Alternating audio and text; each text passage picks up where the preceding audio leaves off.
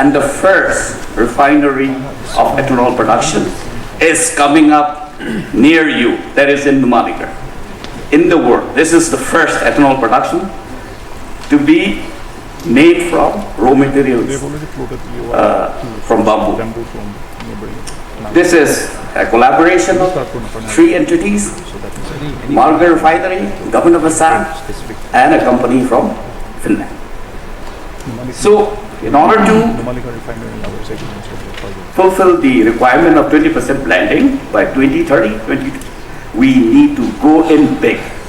And informally, we learned that the Government of India, Ministry of Petroleum, has in fact decided to set up bamboo-based ethanol production units, that's the refinery, in each states of the northeastern region. So here is one opportunity for the investors to move in. I have known of one such initiative. I'll not name the state. They have already gone ahead with this. And since the prospect is so huge, that foreign company who is involved with this wanted at least 50% stake. So I was asked to give a little comment on this. I said, no, it is a very good thing that FDI, a foreign company wanting to invest 50%, means there is something big here. Not only ethanol, there is one byproduct called furfural, which is a chemicals used for different applications in chemical industry. And I have not mentioned about the provisions that is given in the new foreign trade policy on chemicals. On chemicals also they have liberalized. They have simplified business in chemicals as well. So you can see the big opportunity for bamboo industry. And then tissue culture, we've also mentioned about it in the brochure, I've seen it. NEC was trying to promote exotic fruits, and we found out that one sapling costs about 1,800 rupees, which could have been produced for 200, 300 rupees. So I request the stakeholders here to also invest in tissue culture for raising nurseries. It is going to be a big business.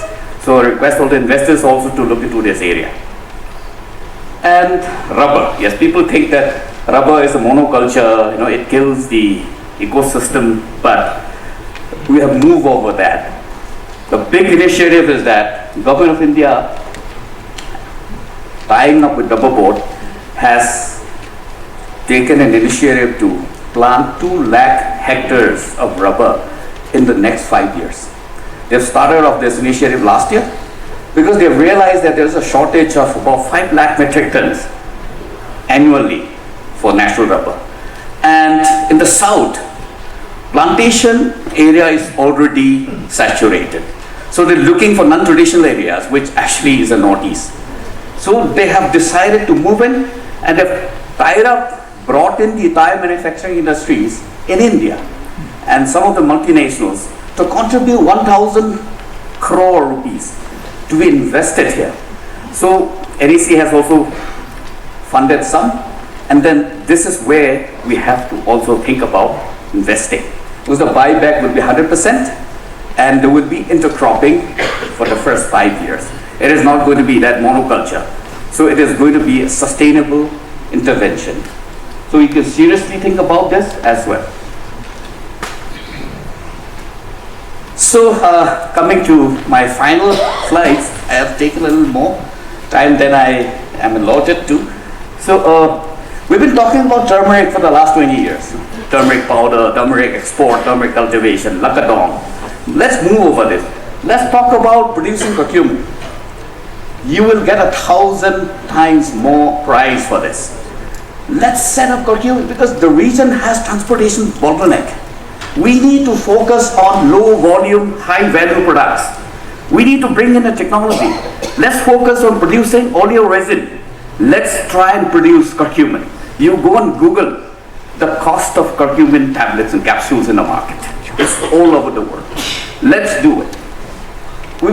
Our Honorable CM has mentioned about papaya. We cannot eat papaya and survive. Let's try and produce papain. Papain will give you a huge market resource. This is a food tenderizer. Every restaurant in the world uses papain because it is a meat tenderizer. It is a derivative from papaya. So we can think about it, because we cannot market papaya. If you try and market 2 truckloads of papaya today, you will not have enough buyers, even in Dimapur or Kohima. We have also spoken about Naga king chili. Yes, I love the king chili. But how much can you eat? Now people are talking about micro-food.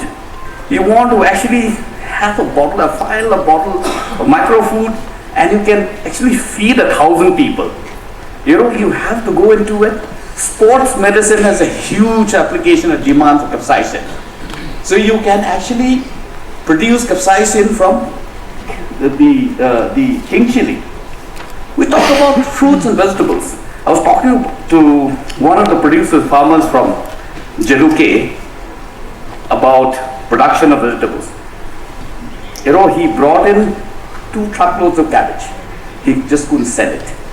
So now, why not freeze dry them? You will reduce the quantity and the weight of that particular food product, vegetables and meat, to 1/4 of the size. Transportation costs will be hugely reduced, and you can preserve it. The latest technology that we've heard from and trying to tie up is from America. You can, in fact, preserve the food without changing the properties for about 10 years. You can supply this to our defense personnel working in snowbound areas. In fact, we can even target space travel, because we are talking about micro-food now. Freeze-dry technology is available already. Then packaging material is a huge issue in Northeast. I know that some of the industries have already taken up this initiative. CII, finer, they'll know, but we need more intervention in this area.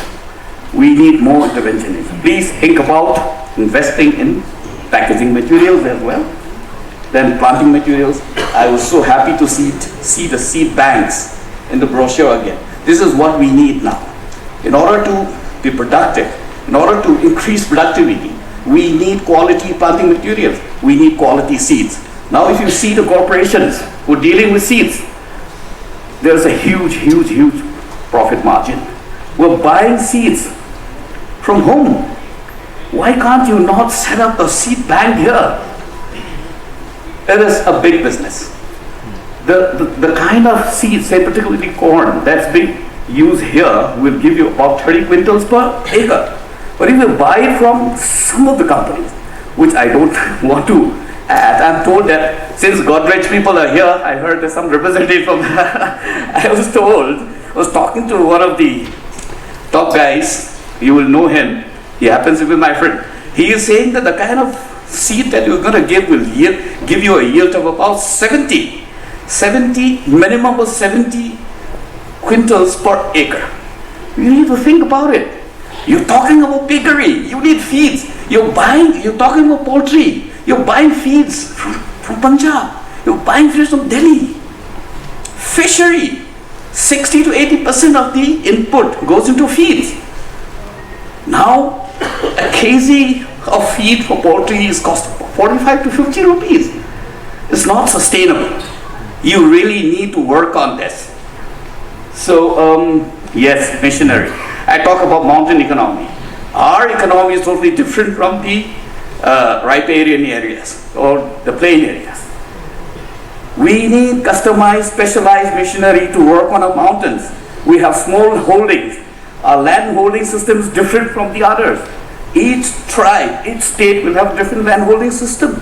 We need customized small machineries to work on our mountains. We do not have any one single manufacturing unit or company based in Northeast to look into this requirement.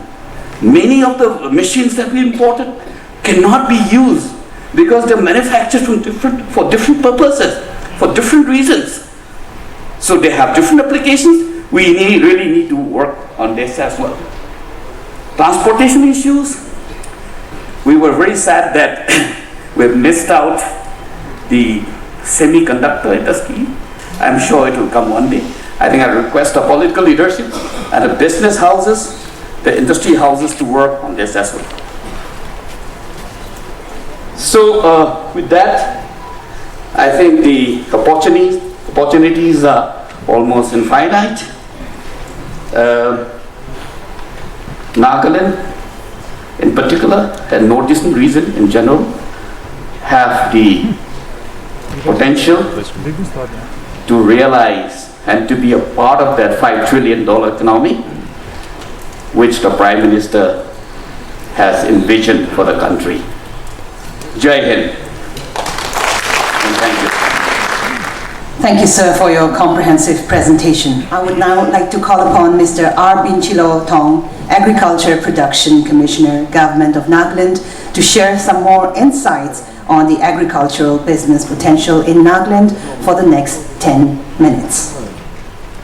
A very good morning to you all, distinguished guests and friends. As has been said by many speakers, Nagaland is largely organic by default.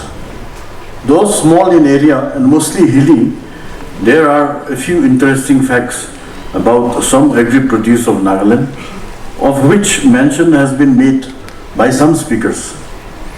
Naga King chili is the hottest chili in the world.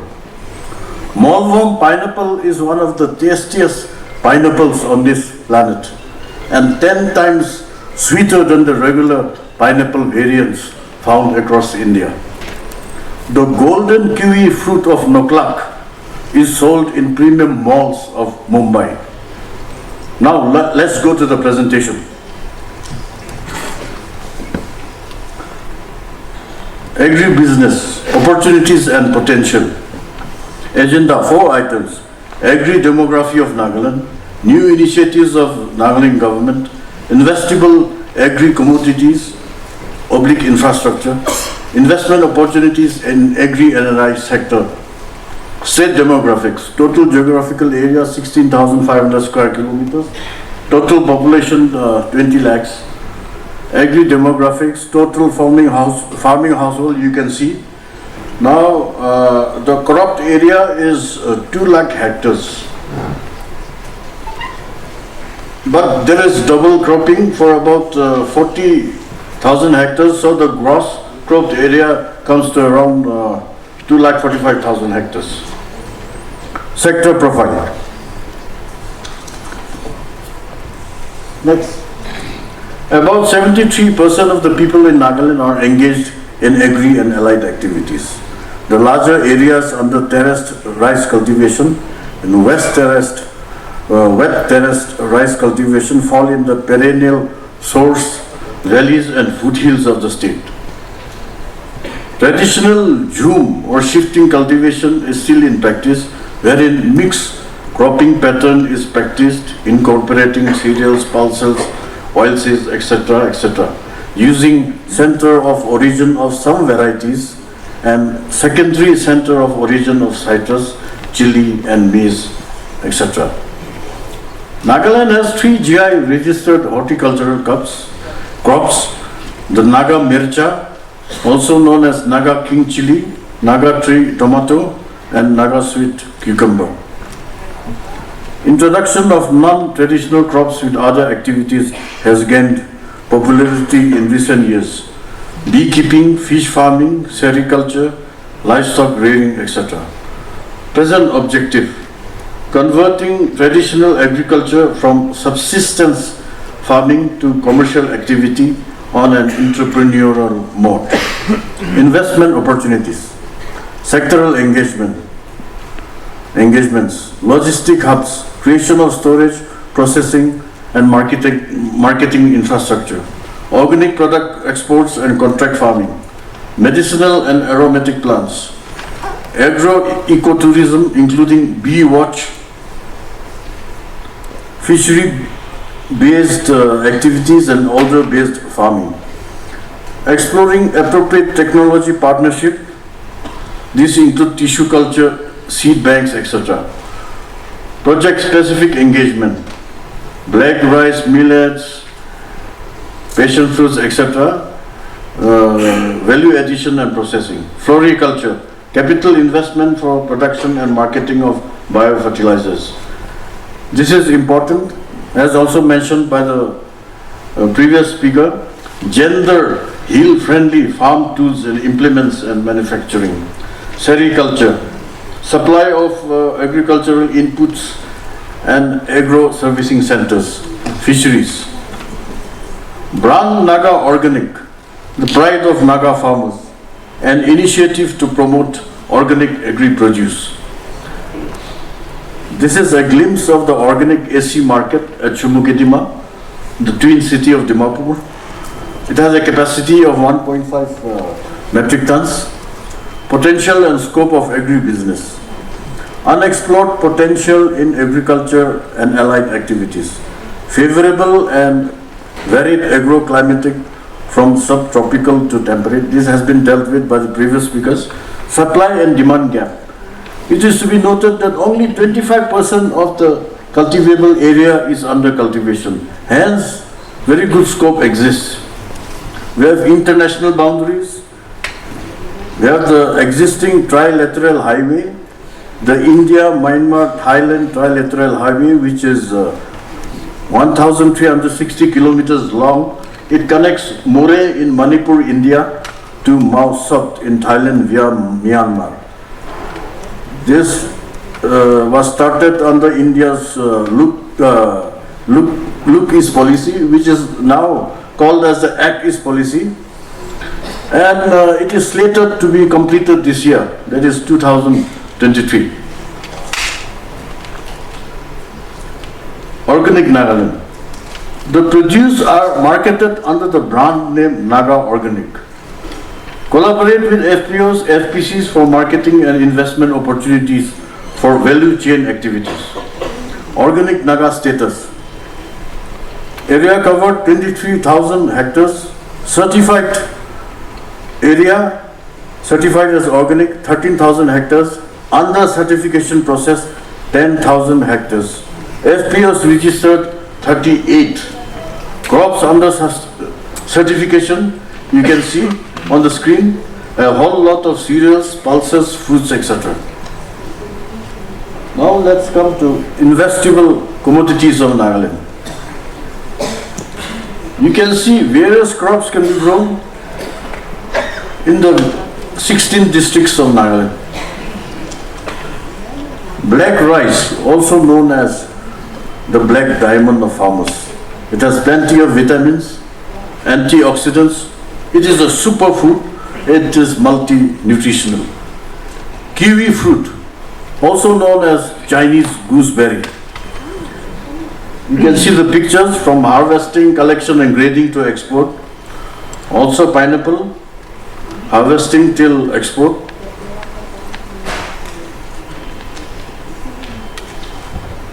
Ginger, same thing, harvesting till ready for market.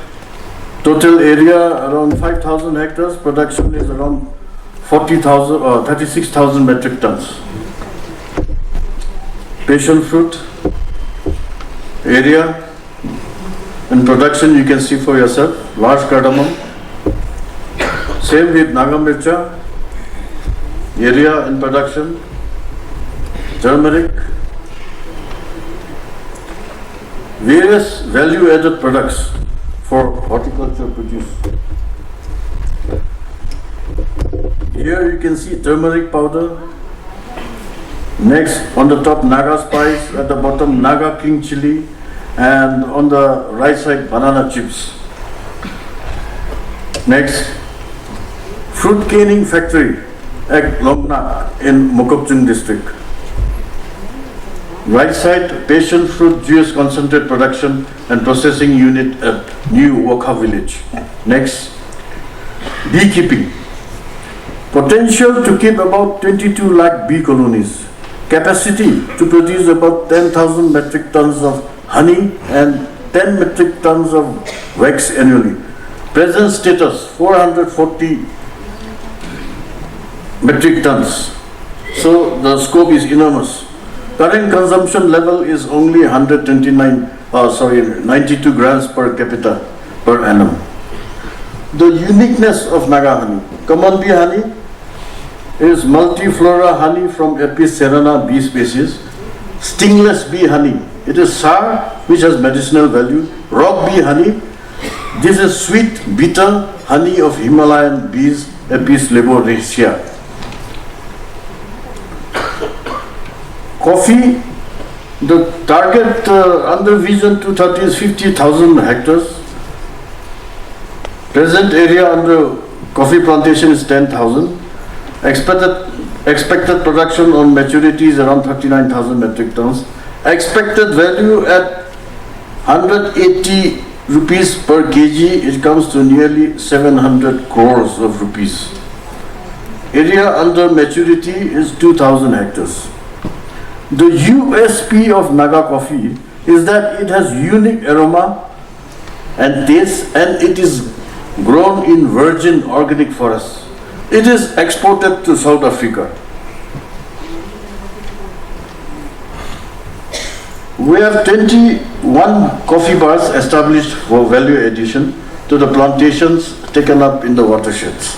There is increasing market share in export of Naga coffee. Rubber plantation in Nagaland. The potential target area is 50,000 hectares. Present area under plantation 20,000 hectares. Area presently under tapping about 6,500 hectares. Present production is 16,000 hectares.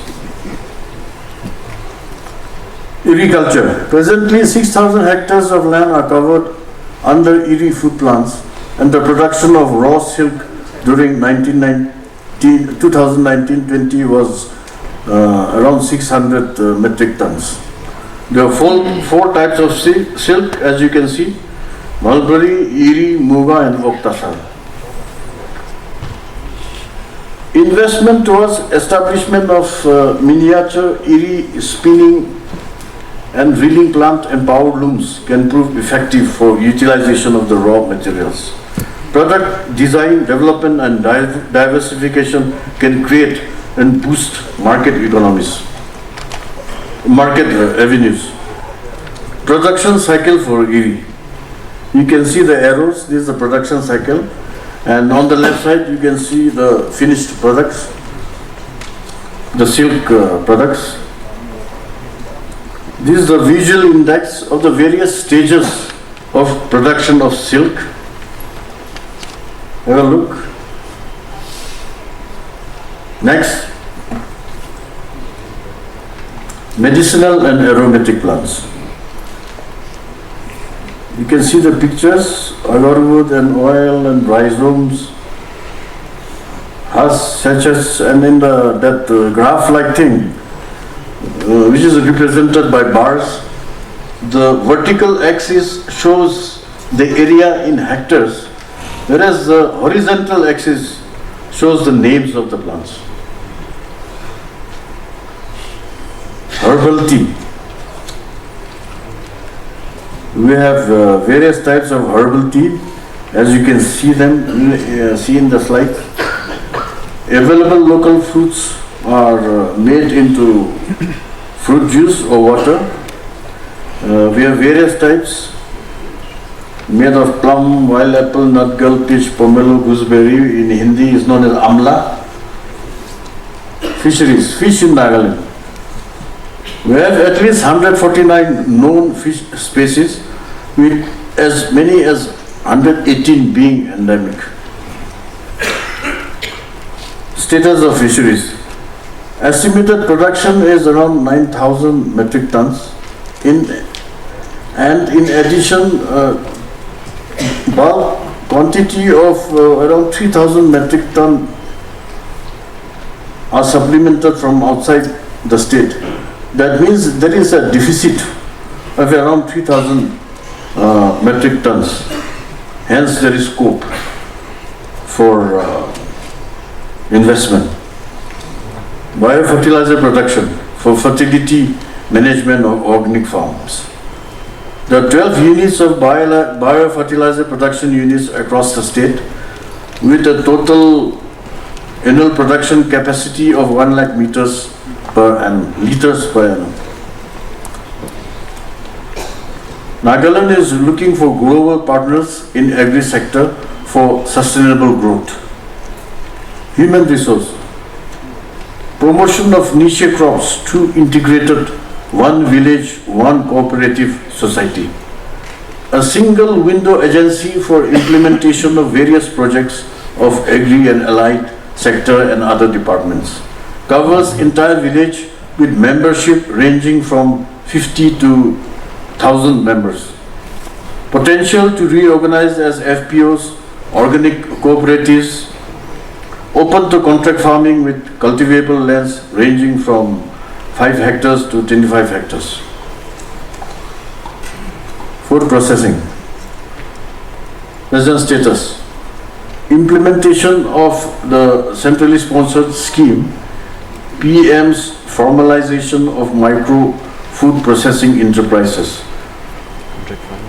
Target to assist entrepreneurs in setting up of over 1,200 micro food processing enterprises under the PM FME scheme. One district, one product, ODOP, identified for all the 16 districts. Focus on promotion of ODOP and other indigenous products. Nagaland State Food Processing Industries Policy has also been formulated and is in the pipeline for finalization. The policy intends to promote and develop the FPI sector in the state through various financial and structural incentives and supports. What we can offer? Bulk supply of dehydrated fruits, spices, MSP, multi-fruit products, millets, etc., etc. You can see dehydrated products to be manufactured by clusters of micro food processing enterprises in the state. We will facilitate investors in tying up with the food processors and also to form clusters of micro food processing entrepreneurs as per their requirements. Facilities required: cold storage, pack houses, logistics, setting up of processing lines like beverage, canning, frozen fruits, coffee products, etc. Export of dehydrated products and pickles. Import requirements on technology consultancy services. Ease of doing business. For single window clearance, Investment Promotion Agency is Investment and Development Authority of Nagaland, known by the acronym IDAN. This has been set up for end-to-end investor to relevant government department engagement. Brochures of IDAN would be distributed here also and at Kisama, Naga Heritage Village. Please catch hold of one. The phone numbers and email address of IDAN would be available there. Land banks, industrial parks to be set up.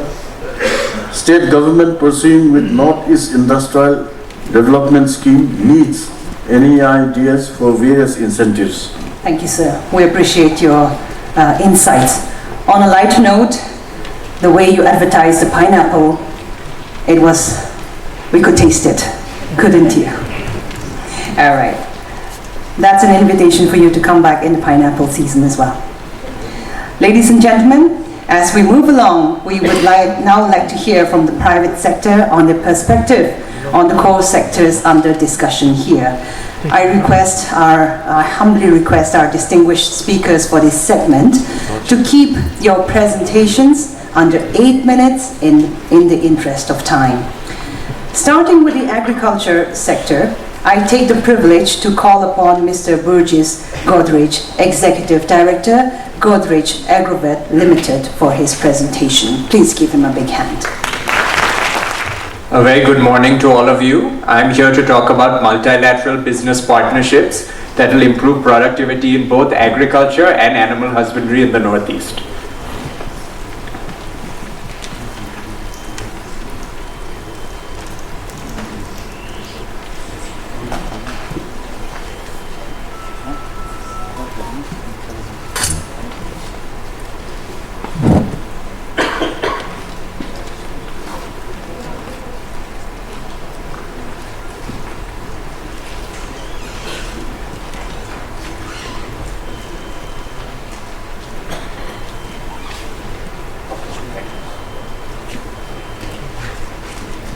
So I'll first talk about the Godrej Group.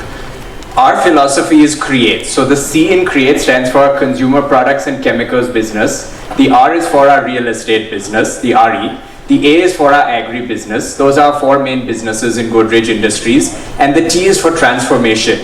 How can we grow these businesses to their full potential? And the E is for emergence. So how can we incubate and create new business ideas? So while our consumer products business has been in the Northeast for an extremely long time, our agri-business is just now making its foray into the Northeast. In our agri-business, we have more than 50 plus manufacturing units across the different businesses. We're present in animal feed, aqua feed, crop protection, milk, value-added products, poultry and processed food, as well as palm oil. So in the Northeast, we have presence in animal feed, poultry and processed food, and palm oil. We currently have our facility for crude oil palm milling in Mizoram, and we're looking to expand to other Northeast states. Totally across India, Agrovet touches 21,200 farmers, and we have distributors and dealer strength of more than 900. So we definitely want to bring these advantages, these benefits that we've given to farmers across the country to the Northeast. We have very strong presence, as you can see in the map, in the West and in the South. So how can we improve our presence in North, East, and Northeast? So that's what I'll be talking about today. So let me talk about oil palm farming. The government has started the National Mission on Edible Oils for Oil Palm, NMEOOP, and the central government is giving particularly strong support on growing that in the Northeast. Currently, it's very strong in Telangana, Andhra Pradesh, a few other states, but honestly, the Northeast has the most potential in the whole country for oil palm. You're going to get extremely good oil palm yields. It'll benefit farmers. It'll bring tremendous benefits to the whole region. Some specific central government incentives given to the Northeast. There's a 90 to 10 ratio sharing for investments in the Northeast by central government and state, as opposed to the rest of the India, which is a 60 to 40 ratio. The price paid to a farmer by a company doing oil palm in the Northeast is 12.3% of the international crude palm oil price, and 2% of that will be paid to the farmer by the central government just for the Northeast region, as opposed to the whole 14.3% of CPO price. That's the price that you have to pay to the farmer. That's going to be paid completely by the company in the rest of India. And this will change over time to have the company pay more of this, but it's a very good boost and incentivization for industry in the Northeast. And there's also tremendous support for nurseries. 1 crore for the Northeast versus 80 lakhs for the rest of the India for a 12-hectare area. As was mentioned earlier, there's tremendous nursery potential in the Northeast, and this is something that we can continue to do. GFEL has leveraged 30 years of experience in handholding and uplifting farmers across India, and we're bringing that to the Northeast. We have MOUs with the state governments of Assam, Tripura, Manipur, as well as here in Nagaland for oil palm development. We already have that one oil palm mill in Mizoram, and we'll be establishing 10 nurseries in the Northeast region. And in the next 4 to 5 years, we're planning a capex investment of 50 crore for oil palm development here, and the oil palm area under coverage will be about 23,000 hectares. And we're motivating farmers by creating an agri-army. Farmers will improve their income, and we'll motivate them by showing them how sustainable oil palm can be done, how oil palm production by farmers in the Northeast can save on forex, can help India become more Atmanirbhar, more self-reliant in oil palm, and less dependent on imports from other countries. And I want to reiterate that oil palm farming is going to be very sustainable in India. It has a very bad reputation in many other countries because there's been tremendous amounts of deforestation. But India has very strict laws that you can only grow you can only use other agri land for oil palm. You cannot do deforestation. So how can you convert rice to oil palm, rubber to oil palm? Those are going to be priorities for the area, and we have an extremely strong environmental track record, and we will continue to preserve the forests and see what other land can be grown for oil palm. Smallholder farmers can also benefit from growing oil palm. You don't need to invest and buy more land. You can grow oil palm on your existing land area and you can double your income. It's not something that requires much more investment. Intercropping can aid farmers because there's a very long gestation period for oil palm. In the first 4 to 5 years, it's not going to yield anything. So how can you do intercropping? There's potential for doing it with pineapple, coffee, rubber, cocoa, many other crops, tea as well. So let's see how we can do that intercropping as well. Let's see how we can also combine livestock with oil palm in this fallow gestation period.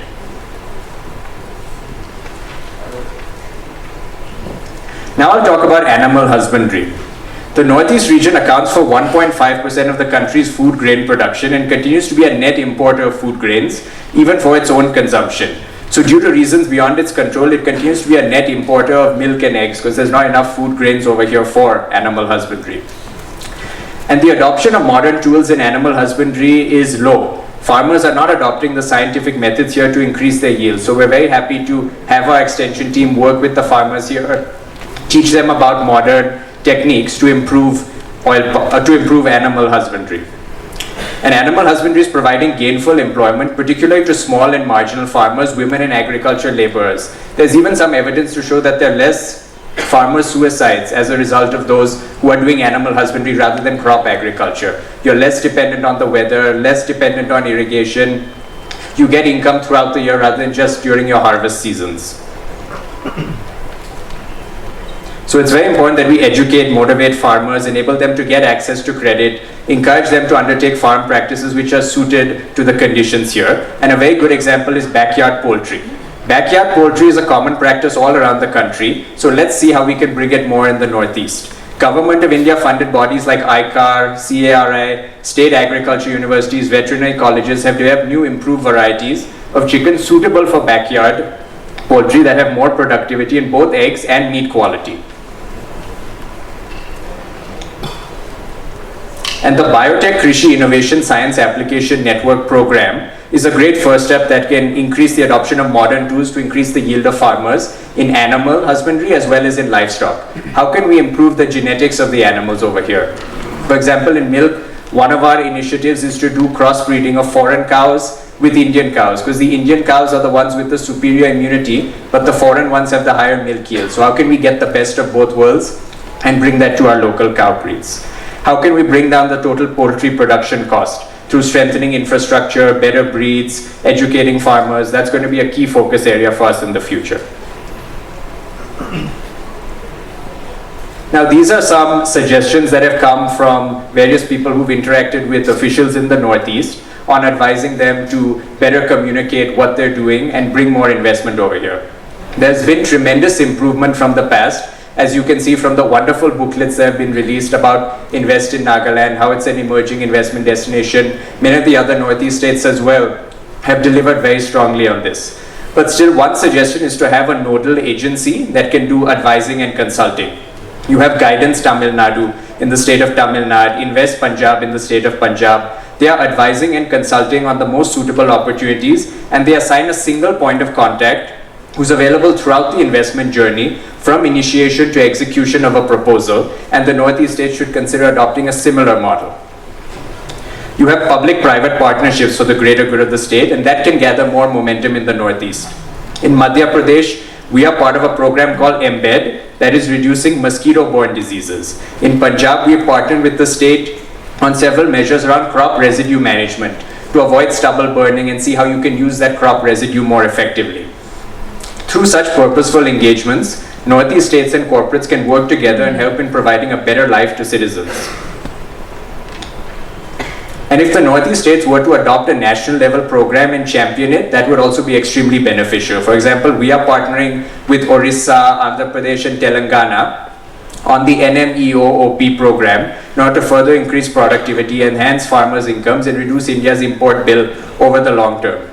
Northeast states should look at seriously adopting other such similar national level programs that can have a multi-level impact on the lives and livelihood of the people in these states. And finally, be more open to online dialogue. Northeast states can accelerate their journey towards digital adoption, especially with the advent of 5G, as was mentioned earlier, and better online connectivity. There's a lot of resistance among Northeast ministers for online meetings, and there's a strong preference for physical meetings. While those are of course extremely useful and beneficial, nothing can quite replace them. It's important to be more open to online meetings because it can be difficult for people to travel to the Northeast given the limits in connectivity that we have.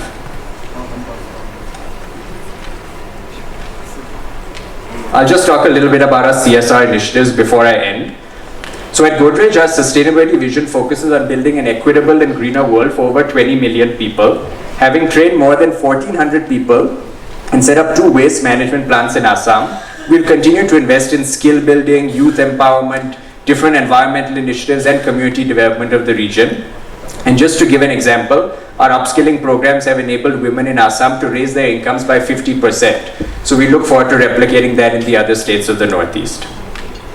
So thank you very much for your time, and I'd like to acknowledge our two team members here, Raju and Dr. Ramesh, for all their help in building up the oil palm business in the Northeast. Could you please stand up? Thank you so much for everything you've done, and we look forward to partnering with more partners in the Northeast on bringing these initiatives to implementation and fruition. Thank you so much. Staying with the same sector, may I invite Dr. Autushi, Chairman Echahaba Tea Growers Cooperative Society Limited, to share his thoughts. Please give him a hand. Good afternoon to all. 8 minutes to present an industry perspective concerning the entire state, and being the single person, I think it's a torture. However, just to compensate with the shortage of time, allow me to skip the salutations and go down straight to share some random bullet points. I hope that the B2B sessions would be very productively utilized by all of us, and I'll just give an overview of how we industry perceive the scenes and the opportunities that are prevailing in the state. Way back in 1965, this great nation embarked upon a massive revolution, the Green Revolution. This was aimed at increasing the agricultural production and also enhancing the productivity per capita productivity. It continued for decades, and as a toddler and as a young boy, I saw truckloads of fertilizers, chemicals, pesticides being transported to the remotest of villages and being stored in the agricultural godowns. They were all wasted because nobody used them. This was not because we wanted to preserve our land, but this simply because we were ignorant about how to use it. We were laggards. We didn't want to adopt new technologies, and we were not willing to take risks. I think, but it was an intervention by Providence that many decades later, on 5th of April 2023, we would be showcasing an uncontaminated Nagaland to potential investors from G20 countries.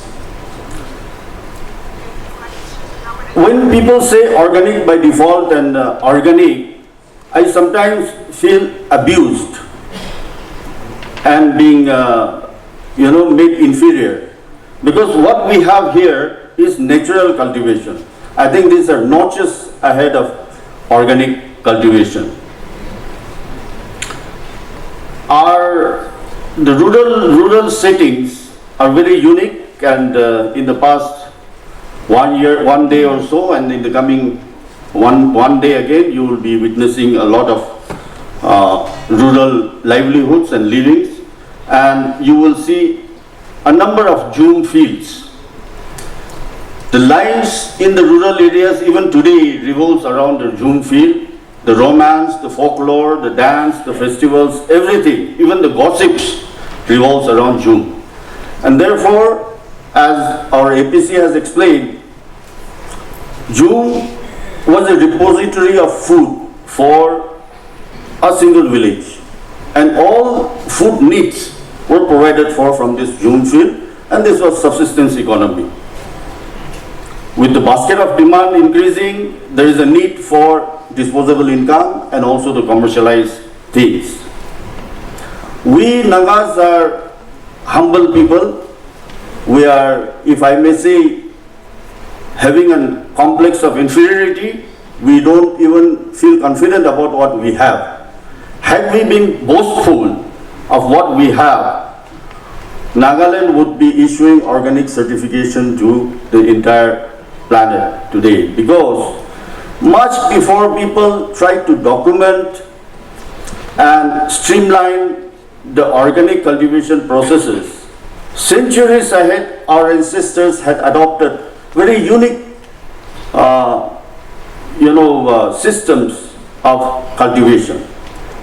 And later on, unknown by both the parties, the World Bank, the FAO and UNDP have come up with nomenclatures and semantics like control bunding, organic cultivation and all that. Control bunding was very easily done by our forefathers in the June fields to prevent soil erosion and things like that. Many indigenous skills still prevails and are being adopted elsewhere in the world in terms of agricultural produces. Having said this, natural cultivation, as we all know, maintains ecological balance. Crops are very seldom affected by pests and diseases. You might also have heard from the earlier presentations that all kinds of superfoods are grown in Nagaland. Some of them are native to us, some of them were imported as late as 3-4 years back. Avocado, dragon fruit, you name it, kiwi, are being cultivated in bulk and being marketed in the supermarkets of metropolitan cities across the country. Now, although these were being produced, the marketability was limited, and therefore we thought that there has to be economies of scale. We need to realize the economies of scale for which aggregation is required. For aggregation, cluster approach has to be adopted. Earlier speakers have spoken about ODO, one district, one product, produce, and we are very proactively proceeding in that direction, and we have been able to produce volumes and many more as the demand it requires the supply. More and more crops that are being demanded in the rest of the countries are being produced, and we have at times glut of produce. This needs to be addressed, and for this food processing industry comes into play. I won't want to go into the specifics as the departments and the government officials have mentioned all the details. I only want to highlight on the kind of operations that prevail as far as managing the organizational structure that prevails in the rural areas where primary production takes place. We have this, we have a community living, as we all know. The village council commands the entire operations within a village, and within that, a recent development is the creation of the village development board. The community living that exists is some kind of a hybrid between kibbutz of Israel and also the cooperative societies that are being established in the principles of international cooperative alliances. Having said this, the independence, whether financial or operational independence of the individual and the individual families, are spared. Compliance, of course, is always there, and therefore bringing together the crop and implementing ODO is not going to be an issue. We'll be able to have sufficient raw material that are being produced, and the government and the industry are working together in an attempt to establish production units in the vicinity of the clusters. This will reduce a great deal in transportation and also wastages. The lead time is also reduced to a great extent. You might also have heard about the communitization of services, for which the government of Nagaland has received UNESCO award. Communitization of services entails controlling of the services, the basic services like education, health services, water supply, power supply and all by the community themselves.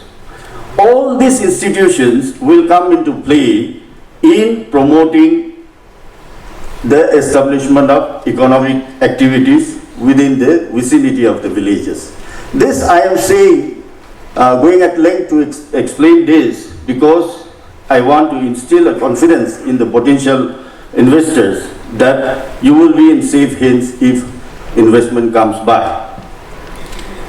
The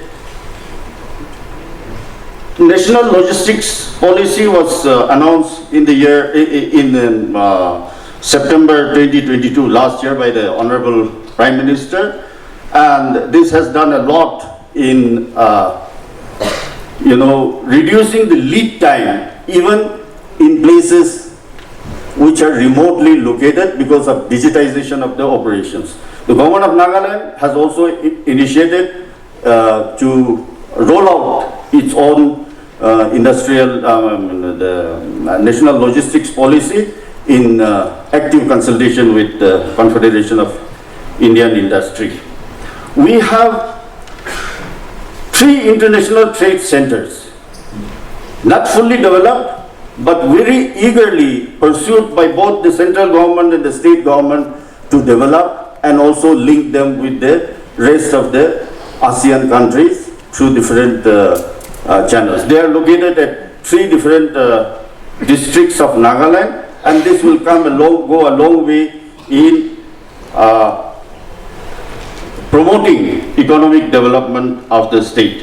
When we talk about economic development of the state, the growth of Nagaland will entail active engagement with Act East policy because of many reasons. Primarily the cultural similarities, the food habit similarities, and also the similarities in agroclimatic condition and the cropping pattern. And therefore, when this kind of opening up takes place, we hope that value addition facilities can be implemented in Nagaland and elsewhere in the northeastern states. The final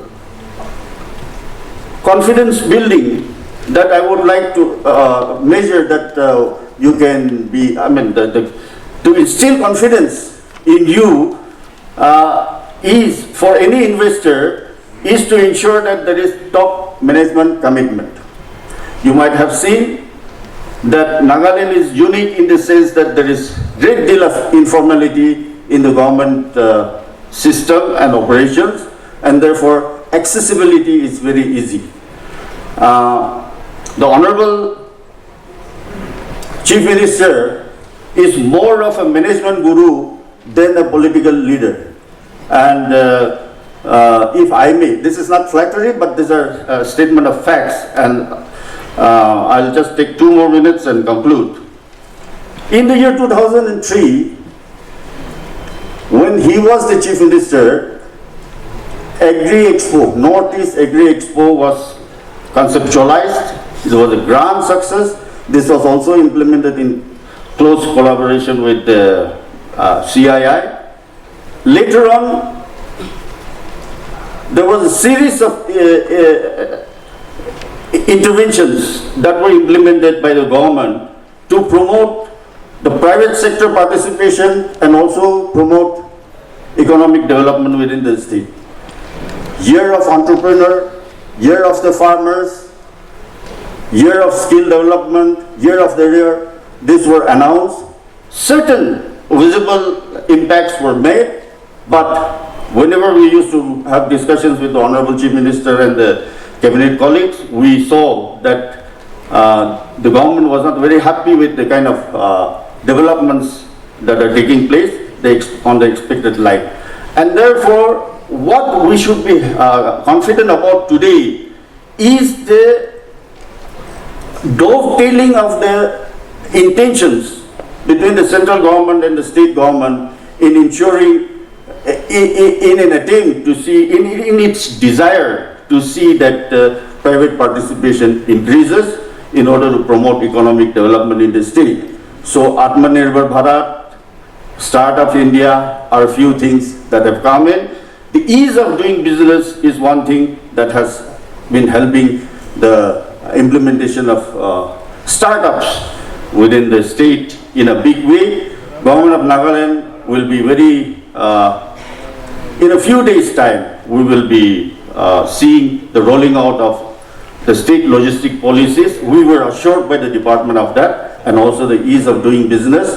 And we are confident about it because of the entry of a new advisor to the Chief Minister on Industry in the person of Hekani Chakhalo, who is herself a promoter of entrepreneurship, and she has been the founder of Young Indians, the younger sister of CII, and we are hopeful that the team and also the IDEN, which Honorable APC was speaking about, is being headed by a young, dynamic chairperson, and we hope that this team, and in consonance with the government of India policies, would go a long way in promoting entrepreneurship and also in assuring that the potential investors that you are in safe hands.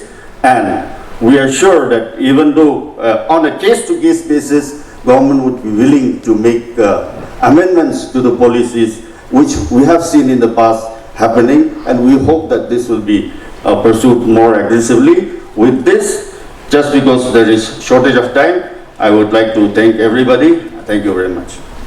Thank you, Dr. Atushi. Indeed, we are seeing a positive movement of gluts and subsequently value-added products in the market.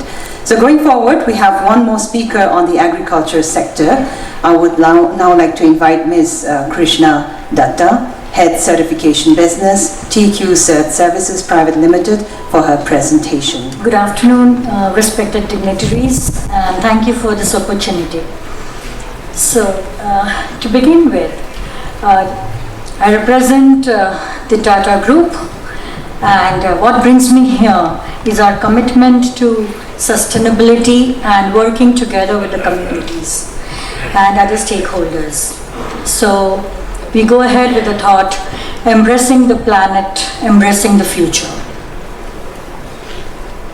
So, I represent TQ Cert Services Private Limited, which is a wholly owned subsidiary of the Tata Projects Limited.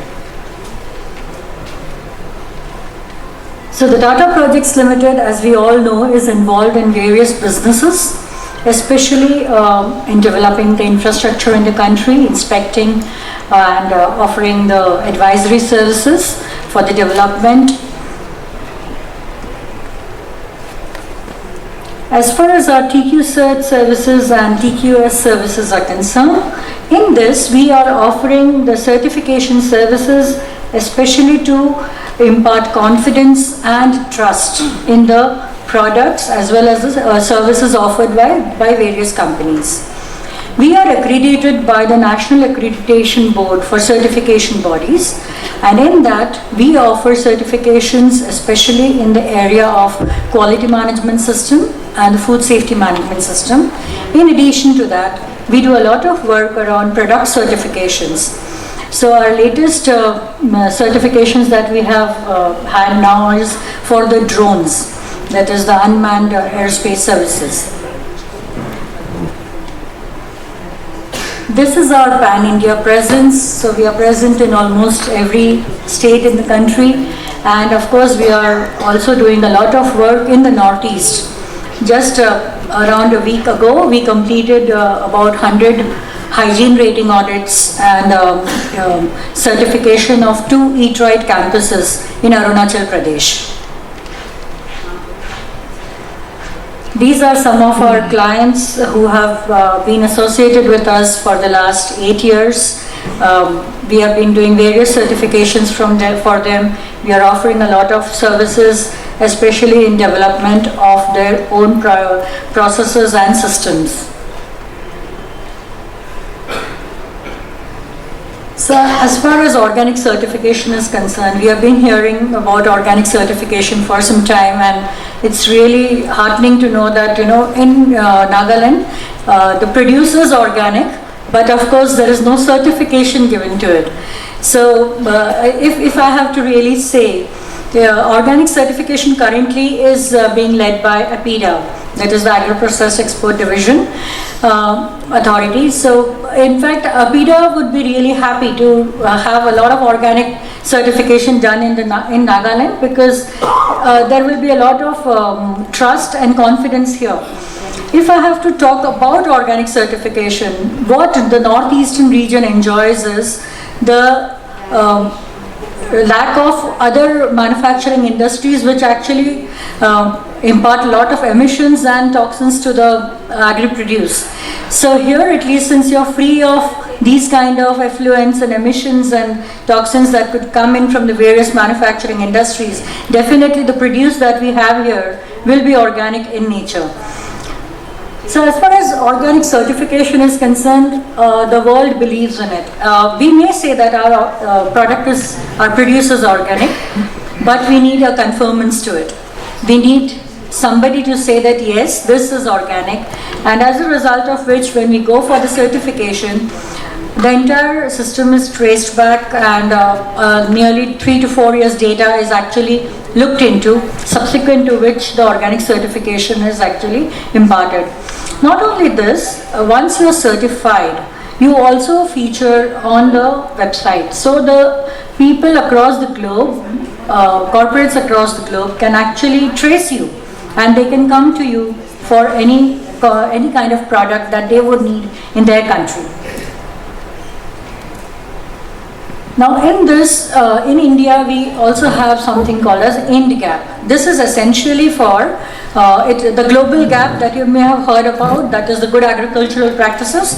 So here we talk about the Indian good agricultural practices. We all know that the agricultural practices in India is far better than the rest of the world, because we have been an agricultural country for a long time.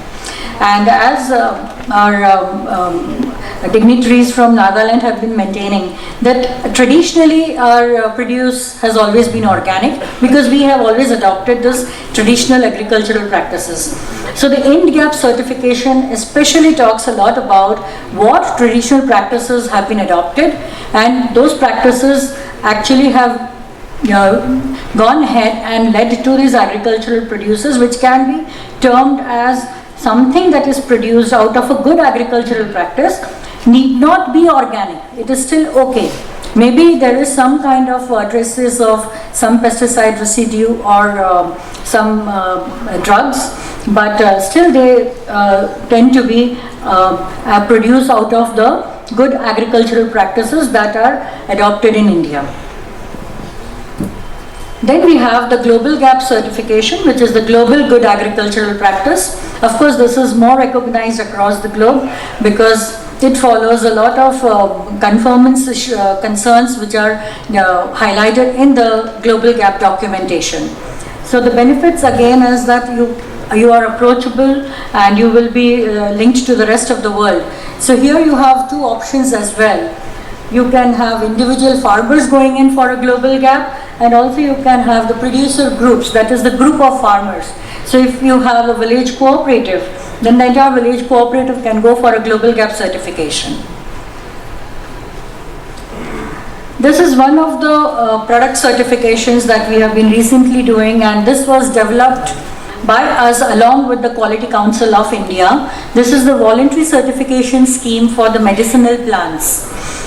So here we ensure that there is a safety that is followed right from harvesting the medicinal plant to creating the product. So the entire chain is actually traced back, and it is a certification of the product itself. We are also a recognized body by the Food Safety and Standards Authority of India, and here we are doing a lot of work with the regulator. The regulator has entrusted us with doing the hygiene rating audits, the third-party high-risk manufacturing audits, and audits as per the Eat Right India initiative. So when we talk about the high risk manufacturing, so in the food processing, we have always seen that technology has shown up, lot of ingredients have come in. So there is always a possibility that in our pursuit to make a better food, there could be actually additions of various ingredients. So when we talk about food safety, it essentially is about saying that though we have added the ingredients, all these ingredients are safe for human consumption.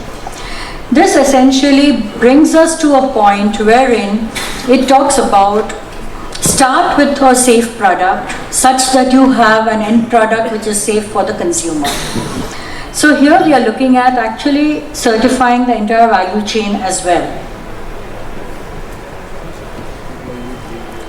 This is what I've been talking about, the Eat Right initiative, where we are saying eat healthy, eat safe and eat sustainable.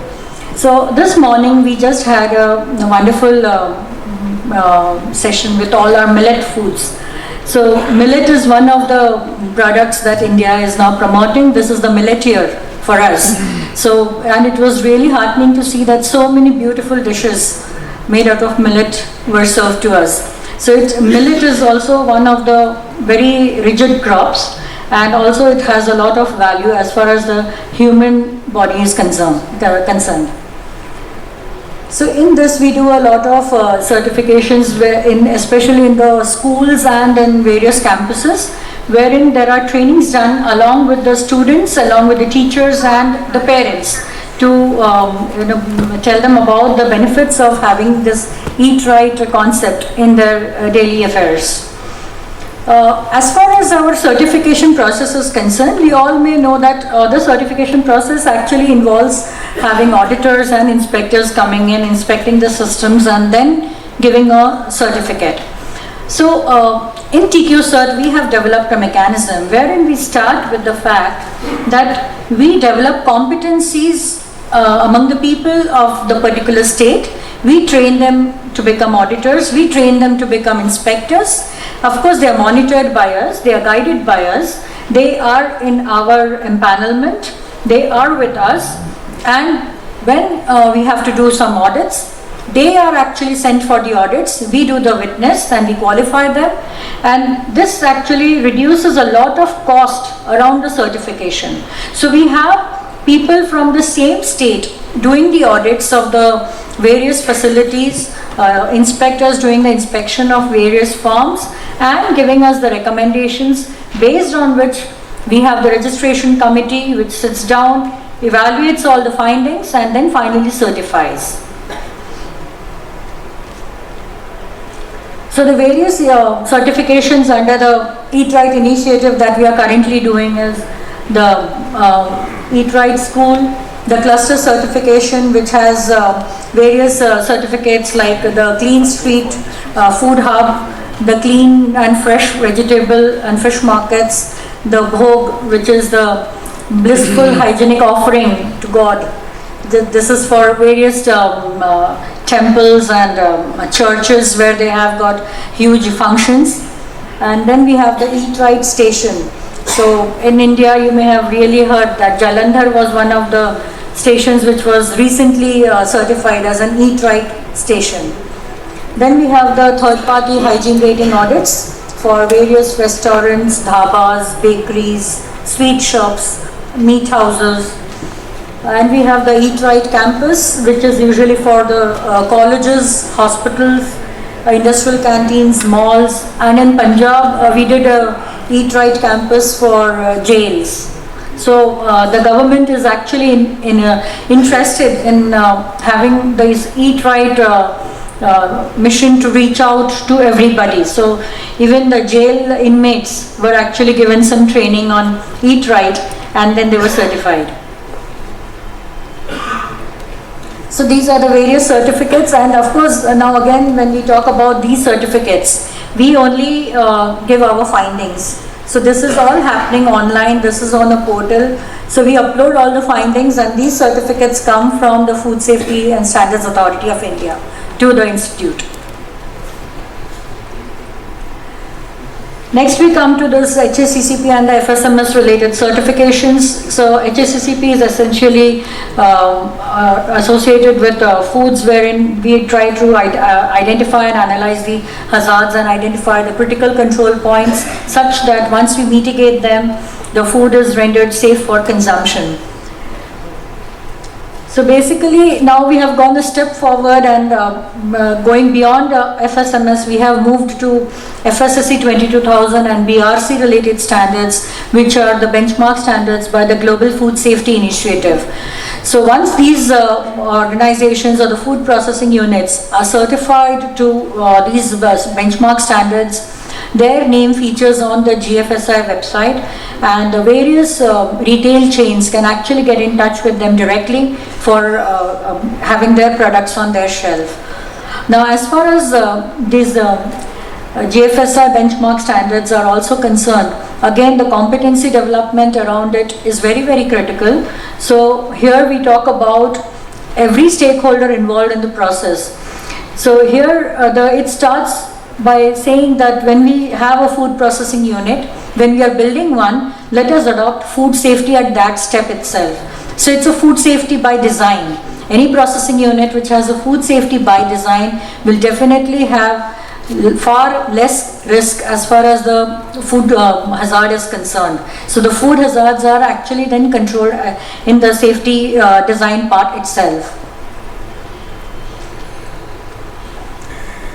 In this, basically we are talking a lot about the risks that could come into the food from various steps. Especially it could come from the raw material ingredients, it can come from the people working, it can come from the machinery, it can come from the environment, and it could also come from the technology that we adopt.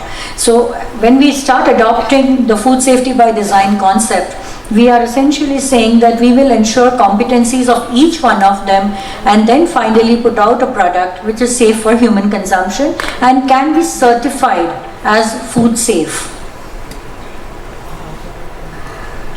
Besides this, we are also into Ayush certification. So Ayush is about this Ayurvedic products, and especially from the herbs and the medicinal plants. So here we do the Ayush standard mark and the Ayush premium.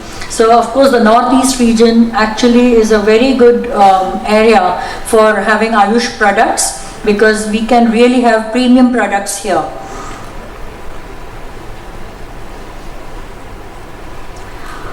We also saw that we could add this one portfolio here because the Northeastern region actually has a lot of tourism, and tourism now is also associated with wellness. So yoga happens to be one of the very important health related activity which has been promoted in a big way. So we are also into yoga personal certification. So, and our main reach is to the hotels, to the hospitality sector, where they can actually have people trained in yoga such that they can give this as an offering to their own guests.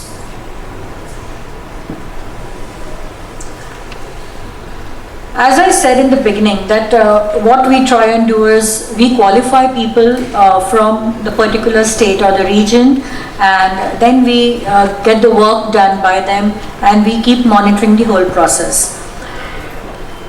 In addition to this, we are also into a lot of vendor selection and vendor development activities.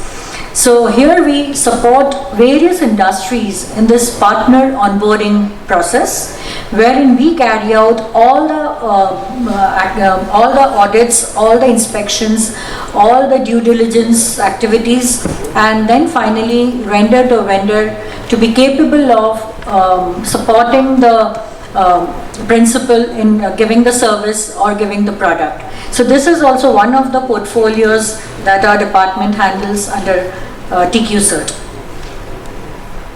So these are the various activities of our organization, and to sum up the whole, I would again just put forward that since you're already a state where organic products have been produced for a long time, Just you need to be certified, that's all, and you will reach the globe.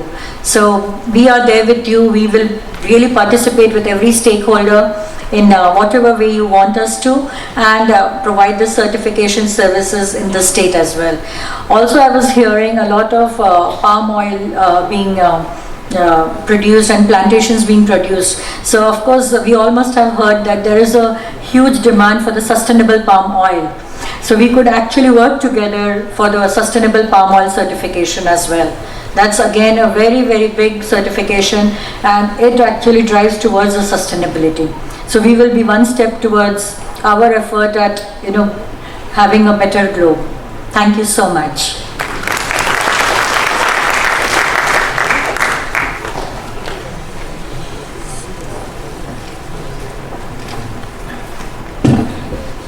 Thank you, Ms. Datta, for your insights. We are yet to hear from the IT. Good afternoon, ladies, gentlemen, and non-binary members. I've got two challenges here. One is the constraint of time, and the second is the rumbling in your stomach. So I'm trying to squeeze my presentation. I'll not be going slides by slides, but I'll go through some random points. And my area is going to be perfectly, or rather completely different from all the presentations that you heard. But I can tell you that IT is something like potato. It can be put in any curries. It can be everywhere. Whether it be your agriculture, whether it be your finance, whether it be education, whether it be tourism, IT is going to be pervasive everywhere. So it gives me immense pleasure to be here and talking to you for this G20 Business Summit here in this beautiful, the place of festivals, Nagaland, Kohima. And I belong to a state, Manipur, which is a neighbor of Nagaland. As you just look around, you will see wires and cameras and podiums and screens where these are all electronics, and these are all driven through IT. If you see a camera over there, you see wirelessly streaming that particular feed into that particular counter, and that is being fed to the YouTube directly now. What I'm a little disheartened at this point of time was that I was just trying to see the speed at which we are getting mobile internet in this room, but the speed of internet here in this room was around 3 Mbps, which was a little shocking to me. Because at this point of time, we are talking about 5G, and in 5G, you should be having around 300 Mbps into your mobile phone. But I'm so much delighted that I have Mr. Imna along, a very, prolific Gujarati, and he creates storm. And he is someone who actually, writes around 20-30 words on Twitter and creates storm in the social media market. Now, when he creates storm in social media, what happens is that it creates jobs. How does he create jobs? He writes a Twitter, and the servers get stuck up because there are so many followers, so many comments, so many people writing about that Twitter. Like a Twitter particular, 25 words or 30-50 words is actually translating in thousands and thousands of posts, and that actually is giving a lot of jobs in terms of hardware. You have to increase the hardware in the backend side. You have to increase the software capability of handling the situation. You have to have load balancers on the servers. So people like Imna Along, who's the Honorable Minister for Education and Tourism, is actually promoting, and he's actually the face of IT, I would rather say. Now, if you look around 20 years back, it was all about pagers, that we see in serial movies or in TV serials, that one bip, on a doctor's pouch, and you'll say, read a message, and they'll run to the operation theater. And after that came the 2G. The 2G enabled you to speak while you're on the move. The 3G enabled you to speak to someone, seeing him or her, the video calling services. The 4G enabled the quality of service, wherein you have the HD video quality, the YouTube, the quality of voice calling with video, the emergence of the social media network with lots of content, whether it be Facebook, Instagram, Twitter, WhatsApp, and whatnot.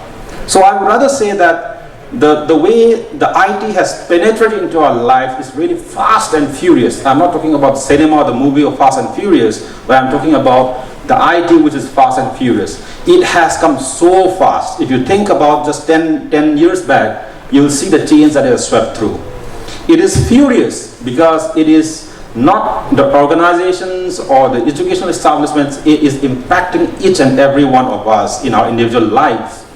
Maybe one day, you never know, that IT will be blended with you. You may become a cyborg. You want to call someone, just do like this, call someone. You want to see someone, do something like this, you call someone. It will become a part of you because the devices are getting smaller and smaller, and you don't want to carry your phone, you just want to have it in your body. It'll be blended. So 5G as such is coming in a big way. The industry 5.0 is going to come in a big way. 4.0 is at its fate end. So I think that the IoT industry or the 5G industry, the industry 5.0, these are all coming together at this point of time. And I strongly believe that the kind of skilled manpower in the Northeast is a big, tremendous opportunity for all of us. Say, for example, if you look into the entire landscape of Northeast, whether it be Nagaland or Mizoram or Manipur, you will find so many youths who has this innate capability of speaking in English, which is neutral accent. And in 2021, there was a report from NASSCOM which says that more than 22% of the entire BPO market in India is catered by people from the Northeast. Now, why are we not having the BPO industry in this Northeast itself, where our own people can come down and stay here, eat the good organic food that people are talking about, breathe the fresh air and not the air, polluted air in Delhi? Why don't we start a BPO center here? It's doable. But why is it not happening? Maybe 5 years before, it was not possible. Because internet was a big challenge. We hardly get around 10 Mbps or 15 Mbps is something which we feel it's very great, but that cannot drive the BPO industry. But now you have a very good internet service. But again, there's one challenge. The kind of internet that we get in the Northeast, especially in Mizoram, Nagaland, and Manipur, the kind of latency, we call this latency. This is measured in terms of milliseconds. This is like you send a signal to US and it has to come back in some few milliseconds. The latency is quite long. So if you want to have a BPO industry, the latency has to be low, which has to be at least around, maximum around 40 milliseconds. Otherwise, you cannot make a voice call. So even though if you have a bigger bandwidth, 5G has a bigger bandwidth, 4G has a bigger bandwidth, Geo can provide a bigger bandwidth, but that might not be sufficient. You might need to have a gateway, maybe in Nagaland or Mizoram. Of course, I think Tripura is going to is getting a gateway, but then I think this has to be utilized very well, effectively to bring about this, BPO market in this Northeast. I actually am not wanting to go to the slides, but just for the interest. So I would rather say that technology has brought us all these people together. So, and one more thing, like AI. AI is a buzzword, and if you do not know AI, also you might have heard about ChatGPT. ChatGPT can write a very strong, very effective message. It is going to replace so many content writers. So it's a buzz thing now. Now, my appeal to all the government, especially to the education department, is that these are the things which is happening now, and these are the things which is not there in the syllabus, which is a big problem. We cannot be waiting for the engineers to graduate and start learning these things. These are certain things which has to be there in the syllabus as of now, not wait for another 2 years and be a part of the syllabus. These are the things which has to be taken up by the government at the government level. I don't want to go into the statistics. These are all derived from Google. Now, I just want to point one thing, the ethics of AI. AI is coming very strong. In the late 80s, we have seen a movie called, what is that? Arnold Schwarzenegger's movie, I forgot the name of the movie. Terminator. So in the late 80s, there was this Terminator, the man versus machine. Now this man versus machine is almost coming to a reality. You know, artificial intelligence having the capability of generating its own program, become more and more intelligent. He doesn't need any food, he doesn't need any sleep, he doesn't need, you know, he is not tired of doing same things repeatedly, and therefore the kind of intelligence that it can gather is limitless. So the man versus machine is coming to the picture, and therefore what happened? The UNESCO adopted in 2021 in November the ethics of AI. To what limit we can use AI. So it is signed by 193 countries. I think way back in 1990s, I think there was an instance of cloning. You know, a ship called Dolly was cloned, and there were certain regulations that, oh my God, how can, if humans are cloned, what happened? You know, something similar to that. If AI has become much stronger, what will happen? So the UNESCO is coming into the picture and saying that there has to be a rule and a guidelines, and it is signed by all the 193 countries. AI is pervading the daily lives of billions of people. It personalizes our news feeds. It informs the decision of the governments, companies, doctors, judges, and many more. The judges, they might be very neutral, but they are watching the news. They are watching the news feeds. It may get impacted. So the decisions impacting millions of people should be fair, transparent, and contestable. This is what the UNESCO has mentioned, and there is going to be a limit on AI. Lot has spoken about India. I don't want to go into these details. These are all figures, facts. But I would like to say something about Northeast. If you see the second part of that, a majority of the unemployed are highly educated, as I said before. Computer literate, English-speaking youths who could not find a suitable job due to the lack of industries in the region. A large chunk of the youths are now working in the ITS BPO sector across the country. The fact that the northeastern states have a legacy of missionary schools where good English is taught is coming in handy for industry and offers a huge potential. Moreover, states such as Nagaland has English as its official language, which offers prime talent for BPO firms. Now the shifting of the BPO market from India to a country like Philippines, it has jumped from India to Philippines. Now I think northeastern state is the right place to actually develop this BPO market in a big way. Nagaland, the land of festivals, we have been seeing from yesterday. We need to have a lot of collaborations. In Nagaland, a lot of things can be collaborated, and I heard someone talking about the IoT. IoT can come in a big way in terms of agriculture. And there are so much opportunities in BPO. And I think IT has to play a role in peace building. As the Honorable Chief Minister was saying yesterday, Nagaland has a history of wars, headhunting, you know, all these things. You also had this Second World War. Manipur and Nagaland witnessed the Second World War firsthand. And the British Army Museum has declared the Battle of Imphal and Nagaland as the fiercest battle of the Second World War. Can you imagine that?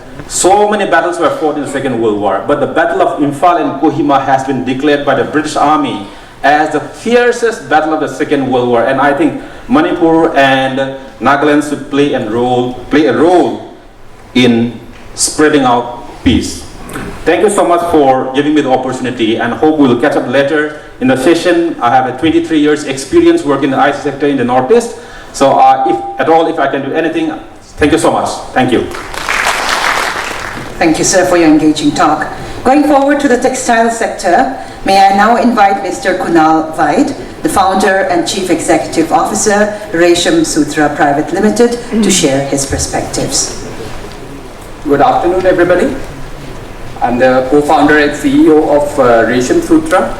We are a company that's working on improving lives and livelihoods of rural textile producers across the country. And we are doing this by building India's largest farm-to-fabric value chain. In our brief visit to Nagaland since yesterday, I'm sure you all have been exposed to snippets of the rich textile tradition here. We have all seen the beautiful textiles worn by the performers yesterday at the airport and in the performances in the event yesterday. We saw the hand weaving by loin looms that was displayed. In fact, this tradition goes back thousands of years. Silk textile has existed in the Northeast region for more than 2,500 years. It has been quoted in literature from the Mauryan era. This is the only region in the world which has all types of silk: eri, buga, mulberry, and now also tussar. And so another thing that's unique about Northeast textiles is that it's a totally women-centric activity. Unlike many other parts of the country, most of the weavers and spinners are women. In fact, almost all women traditionally learn how to spin and weave fabric. And we have all seen how different festivals and different tribes are associated with textiles. In fact, I was told yesterday that the people who know could recognize the tribe of each of the performers by just looking at what textiles they are wearing. It is a wonderful opportunity to grow the textile industry in this region. This opportunity is worth more than $3 billion, and there's an opportunity to create more than 200,000 new jobs. This is the only part of the world that has more than 3 million trained weavers. That's a huge pool of talent that's already readily available. Muga silk is a geographically protected variety of silk, and it is present only in this region anywhere in the world. And another interesting thing is that only 50% of the demand for this material is met by the current production for various reasons. Eri silk is another variety that is endemic to this region, and it has a very good potential in farming as well as in downstream activity like spinning, weaving, value addition. In fact, there are great opportunities in all aspects of production and consumption in the entire value chain in the region itself.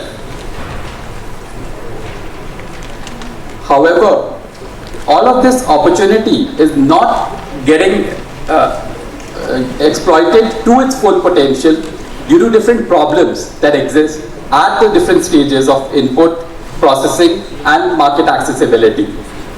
As a result of which, although there are a large number of people who are engaged in textile production activities, but it is not the prime or main vocational activity for most of them. In fact, the average person in the textile industry only manages to do this work for less than 5 months in a year. The average income during these months is extremely low. It stays below 5,000 rupees monthly. And then the region is still majorly an exporter of the raw material. It is not yet able to convert the raw material that is locally grown into finished goods, and thus losing out the opportunity of creating the jobs and creating a market for the products locally. Our company, Resham Sutra, is working with the vision of building local farm to fabric value chains, and we create a sustainable livelihood and financial independence for the rural producers through this process. And we do this through innovations in green technologies, with value chain integrations, and with digital interventions for the producers.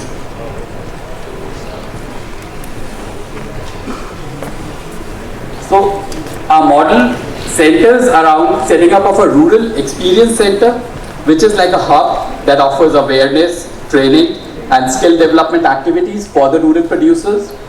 We then facilitate the rural producers to set up small production centers within the villages. We are also standardizing and improving the quality of product by introducing certification and testing at the village level. We are introducing production technology that is way ahead of anything that exists now, that makes the products accessible and easy to make within the village environment. And then we connect the entire value chain through digital platforms. Our Commissioner for Agriculture earlier today touched upon the potential for eri silk farming in the region. Eri is a very unique kind of silk. it's also known as peace silk or ahimsa silk, because in making of this kind of silk, the silkworm is not hurt. And the local environment and social conditions in the northeast region are very conducive to production of the eri silk. In fact, we can get 4 to 8 crops in a year. On-farm income from eri cultivation can vary from 150,000 to 300,000 rupees per acre for a family. And if we integrate this with further downstream activities, which can also be done locally by the same farmer's family, the income has a potential of doubling further. And there are byproducts that come out from eri production. So eri silk cocoons is the main product, and eri silkworm is a local delicacy, and they enjoy a very good market value here. And then we use cassava or tapioca plants for growing eri silkworms, and tapioca is also another byproduct that comes out of this. This model, in fact, has been successfully implemented in the Bodoland region in Assam, and it can be replicated all over the region.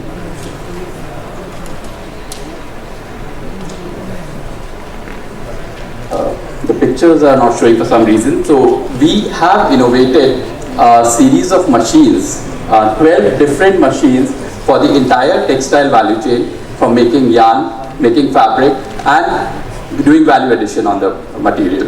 These are compact, portable, solar operated machines which are perfect for use in rural environment, in mountain economy, or any kind of distributed production system. These machines are up to 400% more productive than anything that has existed. They are up to 90% more energy efficient, so they can be easily run on solar power. And we have installed more than 20,000 of these equipment across the country.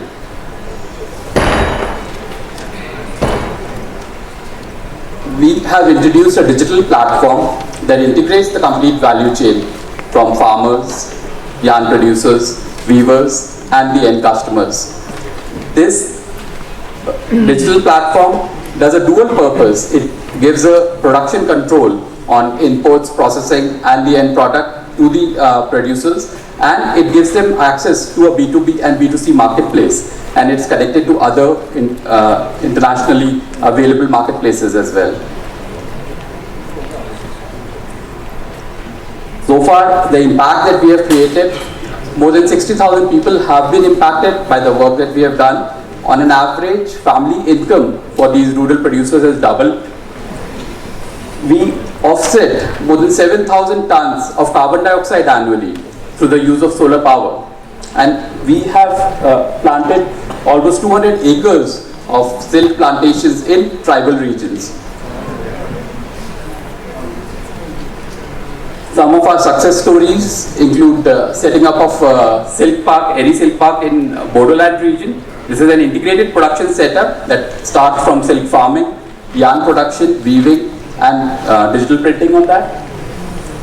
We are setting up a rural experience center in the remote locations in Meghalaya, along with the rural livelihood mission of the state. We have done a very unique project with the prison authorities in Chhattisgarh, where 120 women prisoners have been trained to make silk yarn and fabric, and this has given them a livelihood for their life. In Odisha, we have set up a Tasar silk park that has been used to train 600 tribal women and create employment for them. We are focusing on sustainable development goals of no poverty, equal opportunities, and promotion of renewable energy. Some of the recognitions and awards that we have received include Ashton Award from UK, ISHO Award from the American Society of Mechanical Engineering, and we have been recognized as one of the top startups in agri-tech by the National Startup Mission. Our work has been widely covered by media, regional and national. So at Resham Sutra, we are working to create innovations that bring happiness to people, and this needs local entrepreneurs, local government and social sector people to come together and work for the industry and for the people. Thank you. I now invite Mr. Arijit Burkayesta, the Chapter Chairman, Northeast Association of Domestic Tour Operators of India, to share his perspective on the tourism sector. The tourism and hospitality sector is a vital part of the global economy, contributing substantially to job and creations in economic growth. In recent years, there has been a tremendous increase in joint ventures partnership in the tourism sector. The examples of multilateral business partnership in tourism and hospitality. Successful multilateral business partnership in the tourism and hospitality sector is the Global Sustainable Tourism Council, that is GSTC. The GSTC is a non-profit organization that works to promote sustainable tourism practice around the world. Stakeholders, including government, tour operators, NGOs, gather to create and execute sustainable tourism policies and regulations. There are lots of challenges out there. The multiple challenges we have in the hospital sector can be beneficial. There are also a number of challenges that must be overcome. The greatest challenge is to locate collaborators that have similar goals and benefits. And the challenge is that managing the complexity of this partnership with the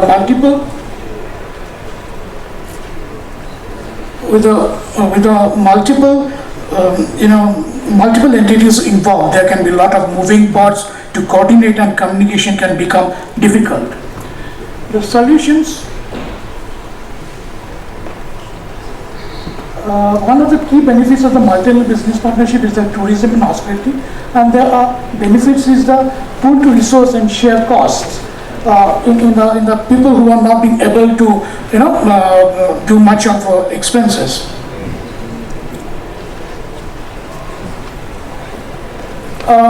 In agri-tourism, is the best is that the green banks who are helping for the agri-tourism. This is one point we need to focus on this, because only agriculture and agri-tourism we can collaborate with together, then these are the success stories there. Moreover, multi-level tourism helps in strengthening India's diplomatic relations. Now, solution of a multilateral tourism and hospitality partnership. Embassies plays a crucial role in promoting sustainable tourism. Embassies diplomatic missions that represent the country interests in other countries. They serve as a link between the host country and the own country. Foreign embassies can facilitate cross-border cooperation between different countries to promote sustainable tourism. By organizing meetings, conferences, embassies can bring together stakeholders from different countries to share knowledge and experiences. Now, the film tourism, this is what we actually wanted to discuss about. Filming in other countries has become increasingly popular in recent years, and for good reason. Not only does it provide a unique backdrop for films and TV shows, but also has the potential to boost tourism in the country where filming takes place. In India, since 2016, the easy visa clearance has led to more foreign films being shot in India. If you can see in Singapore Tourism Board has supported projects under the Film in Singapore scheme. Many films like Krish and others from China, Germany, Thailand are being shot in Singapore. Now this is in Hornbill. Now we have to think Hornbill is from 1st to 10 December, but can we think beyond Hornbill? Something like that, so that at least tourism can sustain, if not 12 months, it can sustain for 6 to 10 months. This is something important, and where this film tourism will boost travels. See, for example, when films or TV shows are not shot in a foreign country, they often showcase the local culture. For example, the widely successful TV series, The Game of Thrones, was filmed in locations all over Europe. And fans of the show have flocked these destinations to see the real-life setting of their favorite scenes. When film crews come to a foreign country, they require a wide range of services, from transportation and accommodation, which is done by the line producers who are the tour operators. This creates job opportunities for locals and injects money to local economy. Additionally, when film or TV show become popular, it can create a surge in tourism to the filming location. This increased traffic can benefit local business such as hotel, restaurants and others. Now, if we promote lesser known destinations, like this is the place in Assam where the Tiokia community is there, as someone is talking about our bamboo. This is the place where only bamboos, the walls are bamboos, the gates are bamboos, everything is bamboo. And bamboo is called a bamboo country. Here bamboo dominates the village from roofs to homestead walls, even the gates, which works as a knocker or a calling bell. So, when we shoot a film is shot over this time, it will create, people will come to know about these destinations. Otherwise, this can be particularly beneficial for rural or remote areas that may not have much tourism infrastructures. So we have to invite screenwriters, we have to invite directors who will come and see this place. And also the culinary, how culinary is promoted through these film shootings or film tourisms. Since time's shortage of time, I've skipped many of this, but in conclusions, multilateral business partnership in tourism have several advantages, such as greater efficiency, shared expertise, and sustainable growth. I think that film tourism, whether it's in India or abroad, will help to promote tourism in each other countries. So this is where we should, instead of doing, we are also doing the wildlife, or we are doing birding, we are doing hornbill, but when we are doing a film shooting in respective places, this will definitely help our other destinations in India or abroad. Thank you very much. I would now like to request Mr. Kekrevo Kevichesa, Commissioner and Secretary, Industries and Commerce, Government of Nagaland, to speak on investment opportunities and support ecosystem for doing business in Nagaland. Please welcome Mr. Kevichesa. Before we go for the investment opportunities, which I believe have also been slipped and presented, given to all the delegates here, I would like to do a bit of context setting and also talk about the support ecosystem that the state has set up and is setting up eventually.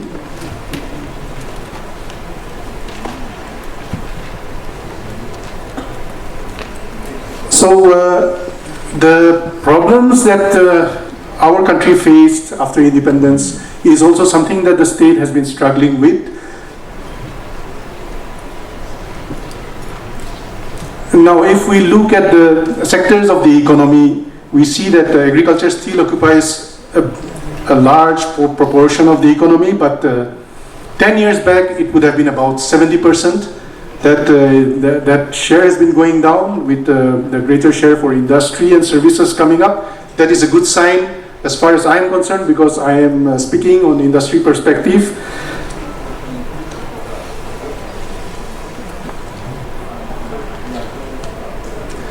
Now, the roadmap that we have as a department and as representing the government that we have set up for the state is that we want to develop districts, our districts in the state as production centers. And the production centers will consist of clusters and economic zones. These clusters and economic zones will cater to manufacturing industries, food processing, handloom and handicraft sectors of the economy. We hope to achieve this through state intervention, private investment, and through promotion of entrepreneurs. This will create an enabling, we also hope to create an enabling ecosystem through our policies. We are to increase access to credit and also improve private investments. We hope to tie up all these value chain and production centers through logistics hubs and aggregation centers. So that is the roadmap for industry in the short and medium term. I am only talking about the small interventions and the small investments that are needed here, because I'll be talking about the bigger investments in the coming slides. Now, these are some of the policies that are underpinning our ecosystem. We have the Nagaland Startup Policy, which talks about facilitating a growth and establishment of 500 startups within the next 5 years. These startups also, we have a focus on women entrepreneurship, and we are giving benefits to women entrepreneurs through this startup policy. The tourism policy talks about preserving traditional handicrafts, folk arts, and culture of the state. As you will come to know, our culture and our traditions are very precious to us. We have 17 tribes in the state, and each tribe is unique in its traditions and its culture, represented through its dresses and customs. Now, the bamboo policy talks about promoting ecological security and economic development. I know that bamboo is very dear to anybody who wants to talk about development, industrial development in the state, and our financial advisor from NEC has also spoken about ethanol being a byproduct of bamboo production. So I'm also happy to say that the state is very excited to learn that we are getting investments in ethanol. So that has been a very positive development of our B20 meeting. The Nagaland IT policy talks about granting industry status to all software institutions and IT-enabled services. And the water policy talks about conservation, protection, restoration and rejuvenation of water sources. So apart from this, we also have policies that are under consideration and that are about to be launched. And these are the Nagaland Trade, Investment and Industrial Policy.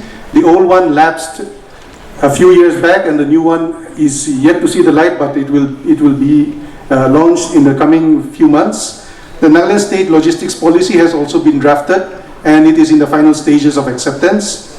The Nagaland State Land Bank Guidelines and the Nagaland Land Lease Guidelines are very important for us and also for potential investors, because when you talk about land in Nagaland, the land holding system here the land belongs to the individual, it belongs to the community or clan, and it belongs to the village. So government itself faces problems in acquiring land for investment and for setting up industries. So these guidelines and this policy that the government is coming up with hopes to assist investors in land acquisition. The policy brief on Nagaland women entrepreneurship and the Nagaland State Food Processing Industries Policy are also at the final stages, and the Nagaland Public Service Delivery Guarantee Act is something that we feel will be a game changer with government departments, because government normally tends to have a very bureaucratic and heavy-handed approach to everything, and we hope to sensitize bureaucrats to public delivery. Now, talking about the sectoral investments, something's wrong with the, okay. So these are the sectors that I have been presented with, but I'll be going through only some of them. So,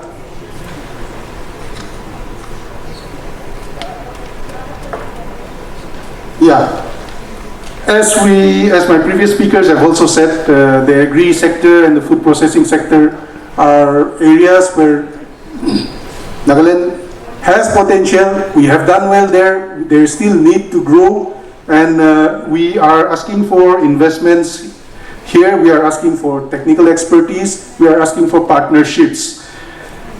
3 examples we have put up here. That is Naga King chili, also known as Bhut Jolokia. Our honorable speakers before me have also stated that it is one of the hottest chilies in the world. It is no longer holds the world record, but it is the hottest naturally grown chili in the world. Nagaland pineapple is sweeter than any variety of pineapple I believe that you can find anywhere in the world. And the Kolar Nagaland kidney beans are also something that is unique to Nagaland, and the flavor that they impart to soups and curries are something that you will have to experience. I hope that some of you will be tasting these foods in the next few meals to come.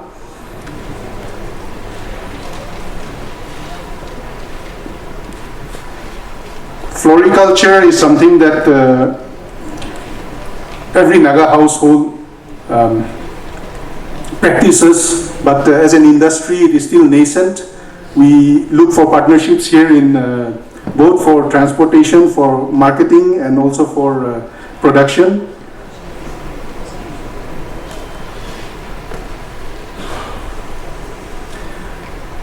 Nagaland is a biodiversity hotspot, and as such, medicinal and aromatic plants found here are unique in a lot of ways, and we would like to exploit, and we would like to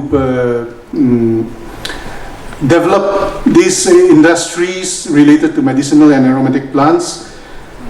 An investable project has been mentioned here, that is Commercial Scale Manufacturing Center for Medicinal and Aromatic Plants, Herbal Cosmetics, Essential Oils, and Distillation and Perfumes. So these are areas that Nagaland can facilitate investments.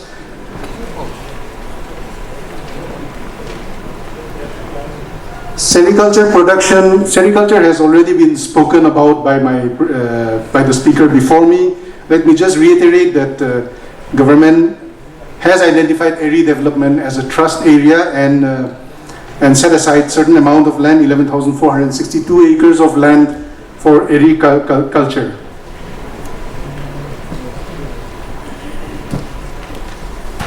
Now, bamboo-based industries. We have 46 species, and Nagaland Bamboo Development Agency is the nodal agency for developing and promoting bamboo. Apart from that, like I mentioned earlier, ethanol is something that we feel has potential, and we have found a partnership that we are very excited about.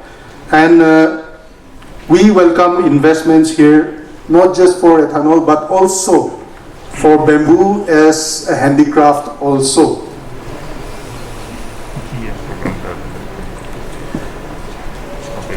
I believe my predecessor also spoke about the previous speaker from the Agriculture Department, our APC, had spoken about beekeeping and honey processing. So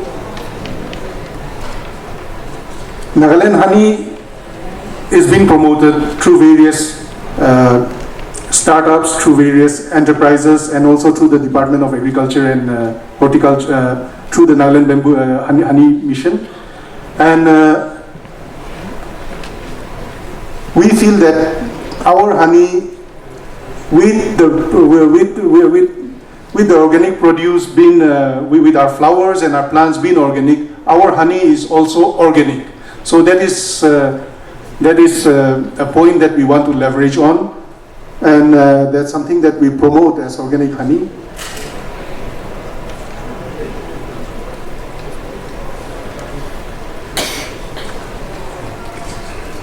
Mineral-based industries are also a part of the wealth of Nagaland. We are looking for partnerships in the cement plant that has been established here in the state. The state has a capacity of 150 tons per day. We have been having some problems in running it, so expertise and private investment to take over production and marketing is also been sought for. I believe there have been some tentative inquiries. We hope for the best, but nevertheless, the reserves of mineral wealth that is displayed here is also something that should be of interest to potential investors.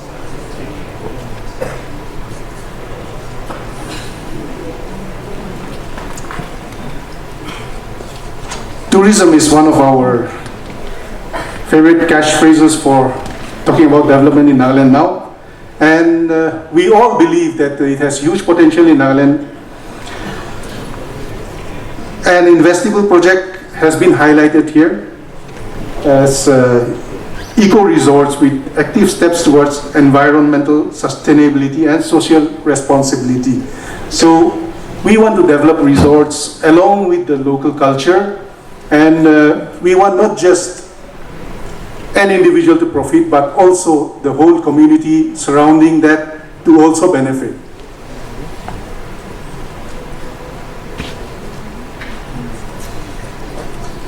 Like I said earlier, the handloom and handicraft of Nagaland is distinct from district to district, from tribe to tribe. We have 17 tribes, so you will see 17 different types of shawls, 17 different types of ornamental wear. And these are all handmade, and we want to promote this by making it by promoting it as handmade, as organic, and we have a lot of cottage industries based on handloom and handicraft. And one of the trust areas for the government is to aggregate this into clusters and also develop it and promote it as clusters and also as a state product.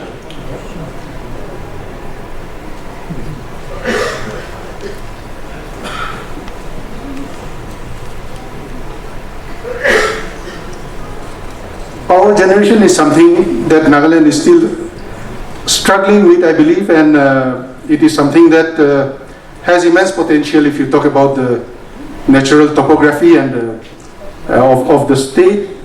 We have some power projects in the pipeline, and the transmission systems are also being overhauled. So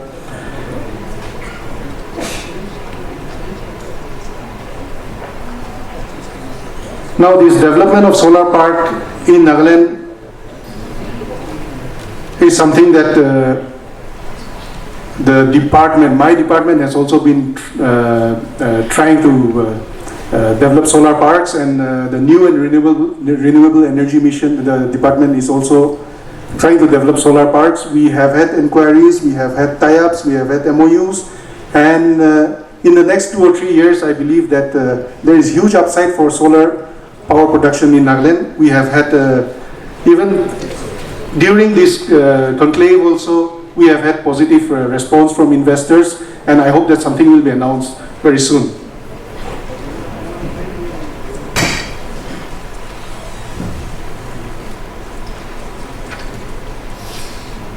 We want to develop Nagaland as a healthcare center for the Northeast region.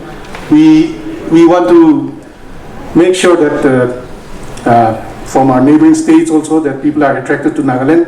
We have a conducive atmosphere, we have a conducive environment and temperature. So investment opportunities in hospitals, medical colleges, and nursing schools are something that we are looking for. And also in holistic health and wellness centers.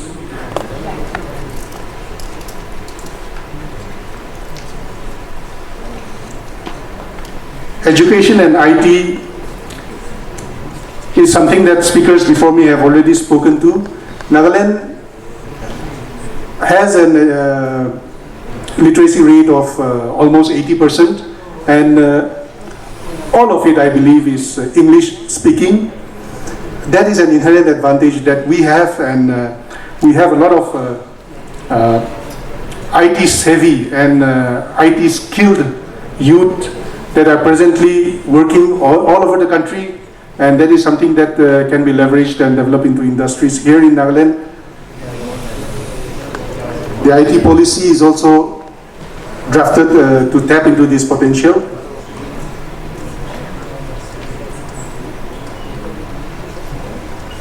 Now, trade and logistics, something that we are trying to develop now, and it is being thought of to develop in the form of hub and spokes, and as we also want to tie this up with our production centers in the form of aggregation centers and logistics hubs. We are also coming up with a proposal for a multimodal logistics hubs that will consist of roadways, railways, and an airfield for cargo. So that's something that we plan to set up in and around Dimapur, Samagadima area. That's potential for investment in logistics center is huge. We need not just investment in terms of for infrastructure, but also investment for expertise. We need technical assistance, and we also need investment for operating the logistics part of these investments.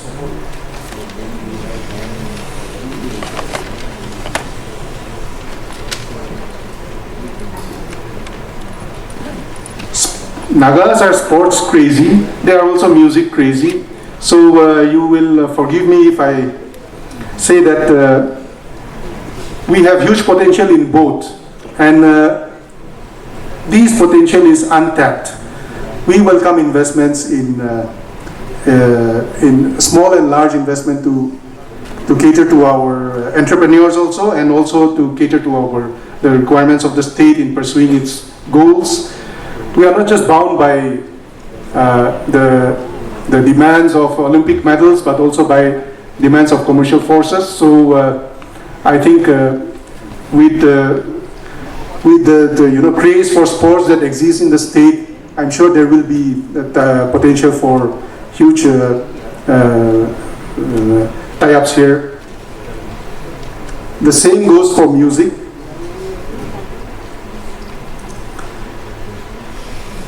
Music in Nagaland has been declared as an industry, and the Task Force for Music and Arts is the nodal agency for music in Nagaland. They have been taking care of all the cultural shows that have been shown yesterday in the cultural hall, and today in Kisama also they will be taking care of the cultural show and the music presentations. So that is something that you can experience firsthand, and we would like to showcase music as a potential destination for investment. Please enjoy the shows that happen here in Nagaland, and take back positive memories with you about our music and our culture.